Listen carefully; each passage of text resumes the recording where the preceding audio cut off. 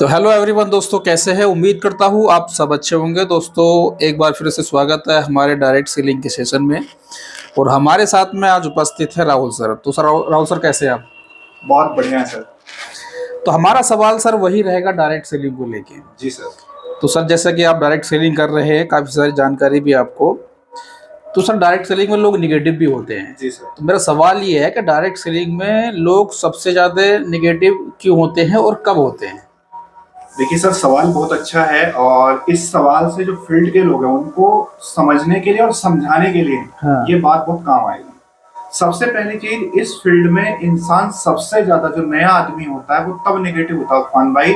जैसे मान लीजिए कोई इंसान ने बिजनेस प्लान देखा और बिजनेस प्लान देखने के बाद वो इंसान फुल मोटिवेट होता है कि यार अब तो मैं आग लगा दूंगा और ये जो बिजनेस है ना डायरेक्ट सेलिंग, ये मेरे लिए बना है।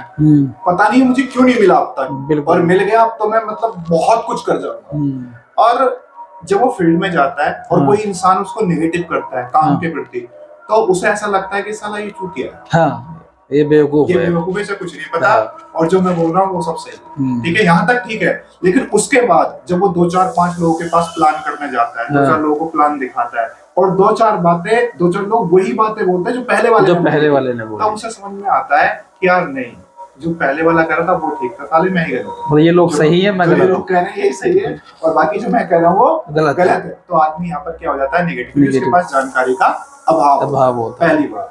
दूसरा कारण होता है सर ज्यादातर नेगेटिव होने का, जैसे मान लीजिए आप फील्ड में गए और फील्ड में जाने के बाद में आपका काम बिल्कुल नहीं हुआ और शाम को घर में आए, ना तो माँ खाने को पूछने को तैयार है, ना बहन पानी पूछने को तैयार है। जैसे ही घर पे आओ थके हारे, सबसे पहला एक ही डायलॉग होता है, आज कोई प्रोडक्ट बिका, आज कोई जुड़ा कि नहीं जुड़ा।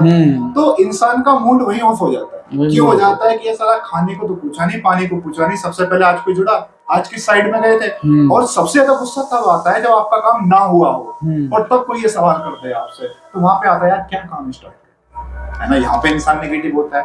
तीसरा जो मेरा खुद का अनुभव है, मैंने देखा है कि जब हम इस इंडस्ट्री को नहीं कर रहे थे उतने टाइम पे हमारे माँ बाप हम पे गर्व करते थे, तो यार हमारे बच्चा जो है ना 12th पास करिए, 75% मार्क्स आए और अच्छा है, बहुत चालाक है, बहुत इंटेलिजेंट है। लेकिन जब से डायरेक्ट सेलिंग इंसान ज्वाइन कर लेता ना, तो उसके बाद लोग इंटेलिजेंट बोलने के वजह दया खाने लगते हैं, तो फंस गया है बेचारा, अब पता नहीं इसका क्या होगा, अच्छा खासा पढ़ता था लिखता था, अब पता नहीं कौन सी इंडस्ट्री में चला गया, भगवान जाने, भगवान भरोसे अब इसका क्या होगा और क्या नहीं होगा। तो जब कोई हम पे दया खाता है तो फिर हमें लगता है कि यार क्या काम शुरू कर लिया, लगता है गलत प्रोफेशन में आ गए, ये काम मेरे लिए नहीं है। तीसरा, चौथा, मान लीजिए आपके पास में आपके अड़ोस पड़ोस में कोई एक ऐसा इंसान है जो डायरेक्ट सेलिंग छोड़ के बैठा है और आपकी मुलाकात उससे होती है और आप नए नए हैं बिजनेस के अंदर, तो जब उससे मुलाकात होती है तो वो क्या करता है, अपने बिजनेस की नेगेटिव साइड दिखाता है, पॉजिटिव नहीं दिखाता, क्योंकि किसी भी चीज की फन में दो साइड होता है, एक नेगेटिव पॉजिटिव। तो उसने क्या दिखा दी, नेगेटिव साइड दिखा दी, बनने में समय लगता है, लोग सुनते नहीं है, लोग मानते नहीं है और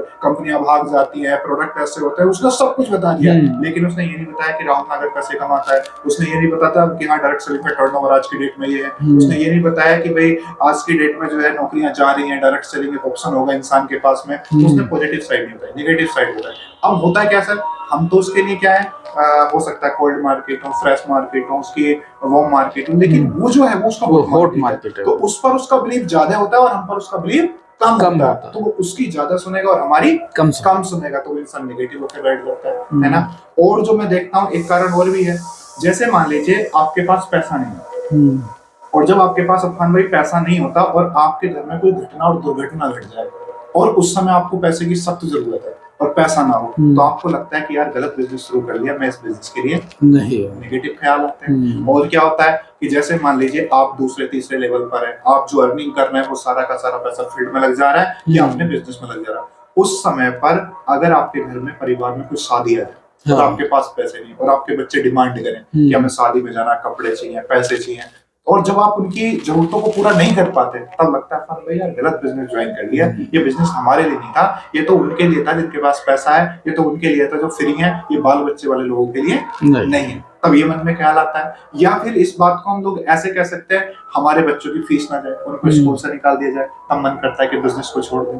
या फिर आप किराए के मकान में रहते हो और आपसे रूम रेंट ना भरा जाए, तो आपको लगता है कि यार आप नेगेटिव सोचते हैं, लगता है कि यार इस बिजनेस मेरे लिए नहीं बना, है ना, तो यहाँ पे भी नेगेटिव होता है।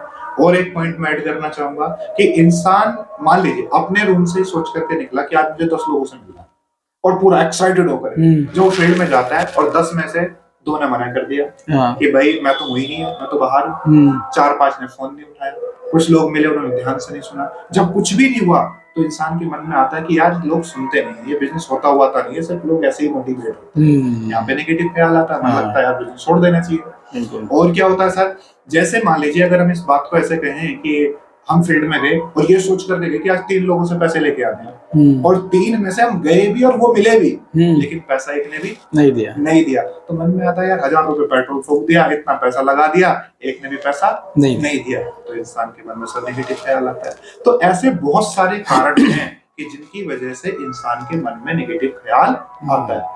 अब सर मुझे लगता है कि आपको मुझसे सवाल करना चाहिए कि सर इसका समाधान क्या है। मैं वही पूछने वाला था कि चल ये तो आपने नेगेटिव वाला पॉइंट बता दिया कि इस बिजनेस के अंदर लोग इस कारणों से नेगेटिव हो जाते हैं।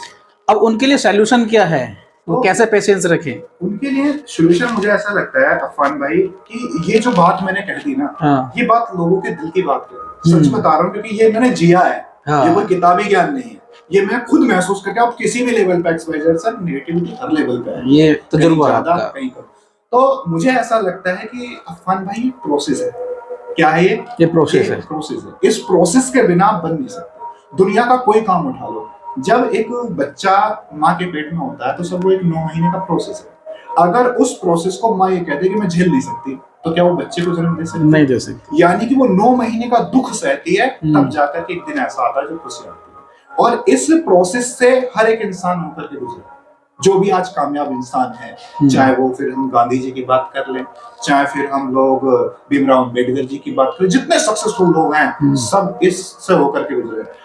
किसी ने बड़े कमाल की एक शायरी कही थी खान भाई कि मिटा दो अपनी हस्ती को कुछ मर्तबा चाहो, दाना खाक में मिलकर गुलजार होता है। यानी कि एक दाना जमीन में जाता है, सड़ता है, गलता है, तब उसमें से एक फल निकलता है, पौधा निकलता है। अगर वो सड़े और गले ना, तो क्या सर उसमें से वो फल निकलेगा, पौधा निकलेगा? नहीं निकलेगा। तो वो जो सड़ना गलना सर वो प्रोसेस है, वो प्रोसेस हुए बिना वो फल और पौधा दोनों कुछ भी नहीं बन सकता। ऐसे जो अभी मैं बातें कर रहा था ना सर, ये प्रोसेस है डायरेक्ट सेलिंग का, इसके बिना आप सफल नहीं हो सकते। ये तो आपको सर करना ही पड़ेगा। और जो इंसान इन सारी चीजों पे, इस प्रोसेस पे विजय प्राप्त कर लिया, जो ऐसे मौके पर, ऐसे मुकाम पर अपने आप को पॉजिटिव रख लिया, वही सर डायरेक्ट सेलिंग इंडस्ट्री का बस है। तो यहाँ पैसेंस आपको दिखाना पड़ेगा। मतलब जो डायरेक्ट सेलिंग करेगा जी सर, और चाहता कि भाई मेरे पास में अच्छी गाड़ी हो, अच्छा घर हो, तो उसको इस प्रोसेस से गुजरना पड़ेगा। और जो बीच में से ही मान लीजिए पलटी मार लिया, उसके बस की नहीं है। उसका बस की ये नहीं है कि वही वाली कहावत है, फिर ऐसे लोग लोगों को नेगेटिव करते हैं। वही लोग मिलते हैं जो बीच में से पलटी मार लेते हैं, वही लोग मिलते हैं कि भाई मैंने भी करा था, कुछ नहीं हो पाया। और वैसे भी सर हमारे अपलाइन लोग कहते हैं, सीनियर सर कहते हैं कि सर मैदान में जो लोग लड़ते हैं ना, वो युद्ध जीतते हैं। जो मैदान छोड़ के भागते हैं उन्होंने ना कल युद्ध जीता था, ना आज जीते, ना कभी जीते ना। तो और जो लड़ते हैं वो योद्धा कहलाते हैं, और जो हार जाते हैं, जो भाग जाते हैं, सबको कायर कहलाते हैं। वो कायर कहलाते हैं ना। तो ऐसे आज बहुत सारे लोग की हिस्ट्रियां पड़ी होंगी सर कि बहुत गरीब थे, डायरेक्ट सेलिंग इंडस्ट्री में करके आज ये बन गए, आज उस तरह से बन गए, है ना। तो वो सारे कौन लोग थे सर? वो छोड़ गए, और जो छोड़ करके भाग गए आज वो इंडस्ट्री की बुराई करते हैं। हाँ, तो ये चीजें हैं सर।